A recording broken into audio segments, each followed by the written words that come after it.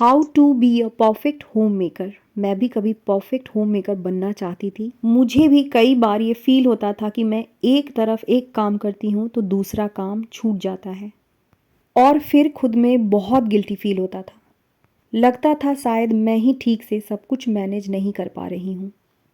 पर धीरे धीरे फिर मुझे एक बात समझ आई कि परफेक्शन का मतलब कुछ और होता है। अपनी टॉपिक पर चलने से पहले बता दूं कि बैकग्राउंड में क्या चल रहा है। आपने मेरी वीडियो में देखी ही होगी कि मैंने किचन की डीप क्लीनिंग की है। आज सारी चीज़ों को अपनी जगह पर सेट कर रही हूँ। आखिर परफेक्शन का रियल मतलब क्या होता है? सबसे पहले तो एक बात क्लियर कर देती हूँ कि परफेक्शन का रियल मतलब होता है, हम लोग अक्सर ये सोचते हैं कि परफेक्ट हाउसवाइफ वो होती हैं जिनका घर हमेशा क्लीन हो, मतलब 24 आवर्स टीवी सीरियल या इंस्टाग्राम जैसा हो। खाना बिल्कुल टाइम पर बना हो, ना 5 मिनट इधर ना 5 मिनट उधर। बच्चे एकदम डिसिप्लिन में हों और पढ़ाई में तो सबसे आगे हों। हस्बैंड भी खुश हो, सास ससुर भी खुश हो और ये सारे काम बिना गिल्ट के हो जाए। पर ये सिर्फ टीवी सीरियल्स में ही होता है, रियल लाइफ में तो बिल्कुल नहीं। सोचने की बात है कि सीरियल्स में सारी चीज़ें स्क्रिप्टेड होती हैं, वहाँ कट होता है, कॉपी होता है, पेस्ट होता है। पर हमारी लाइफ स्क्रिप्टेड नहीं होती है। यहाँ पर थकान होती है, जिम्मेदारी होती है, कभी मेंटली तो कभी फिजिकली हम परेशान होते हैं। परफेक्शन के लिए कुछ पॉइंट भी डिस्कस करेंगे, लेकिन सबसे पहले हमें एक बात याद रखना है, लाइफ कभी परफेक्ट नहीं होती, लाइफ नॉर्मल होती है। कभी इजी, कभी हैवी, कभी लगता है सब कुछ कंट्रोल में है तो कभी लगता है कि कुछ भी ठीक नहीं चल रहा है। आज कुछ इम्पॉर्टेंट काम था जिसकी वजह से मैंने वीडियो की वॉइस ओवर नहीं की। शाम के लगभग 5 बजे वीडियो की वॉइस ओवर करने बैठी हूँ। बाहर से बहुत सारी आवाज़ें आ रही हैं, उसको इग्नोर करने की कोशिश कीजिएगा। हम सबके साथ होता है, ये मेरे साथ भी होता है। लगता है कि ये काम छूट गया, वो रह गया, घर साफ़ नहीं हुआ, आज अपने बच्चे को ठीक से पढ़ाया ही नहीं। पर एक बात याद रखना है कि ये सब बिल्कुल नॉर्मल है।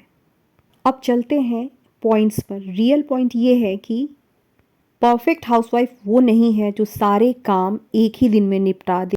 परफेक्ट वो है जो सिचुएशन के हिसाब से सबसे इम्पोर्टेंट काम को पहले चूज़ करे और बिना किसी गिल्ट के अपने दिन को स्मार्टली स्टार्ट करे, ये समझते हुए कि मुझसे जितना हो पाएगा मैं अपना 100% देने की कोशिश करूँगी।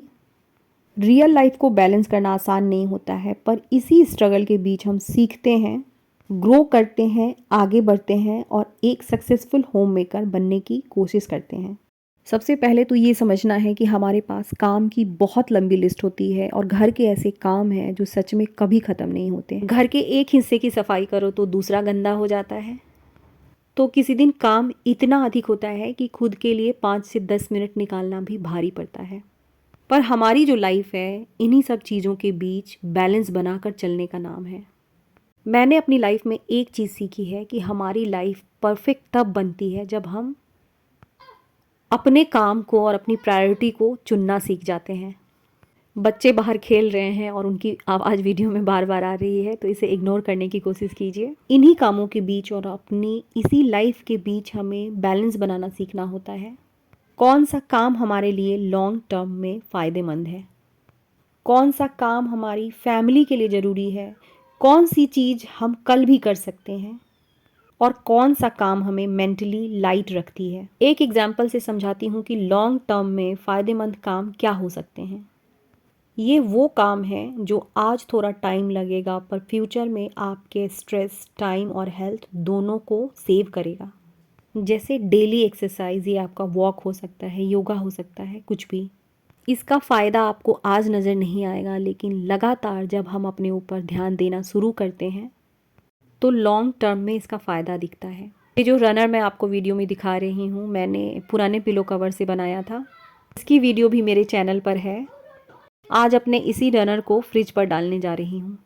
मैंने अपनी लाइफ की ये प्रायोरिटी डिसाइड कर रखी है कि चाहे कुछ भी हो जाए, अपनी एक्सरसाइज स्किप नहीं करूँगी। लगभग 2 साल तक तो मुझे इसका कुछ भी रिज़ल्ट नहीं नज़र आता था, मगर इसी एक्सरसाइज ने मेरी एनर्जी को बहुत अधिक बढ़ा दी है। ठीक इसी तरीके से बच्चों की जो पढ़ाई है, उनका जो ग्रोथ है, उनकी जो रूटीन है, वो मेरे लिए इम्पॉर्टेंट है। सच है कि आज इसका रिज़ल्ट नहीं दिखेगा, लेकिन कुछ दिनों बाद ये रिज़ल्ट दिखना शुरू होगा। ठीक इसी तरीके से हमें ये समझना होगा कि कौन सी चीज़ हम कल भी कर सकते हैं या अपने फ्री टाइम में भी कर सकते हैं। खैर, फ्री टाइम तो हमारे पास कभी नहीं होता। अब इस बात को हमारे लिए अच्छी तरीके से समझना ज़रूरी है कि हर दिन एक जैसा नहीं होता और हर दिन की प्रायोरिटी भी अलग अलग होती है, एक जैसी नहीं होती है।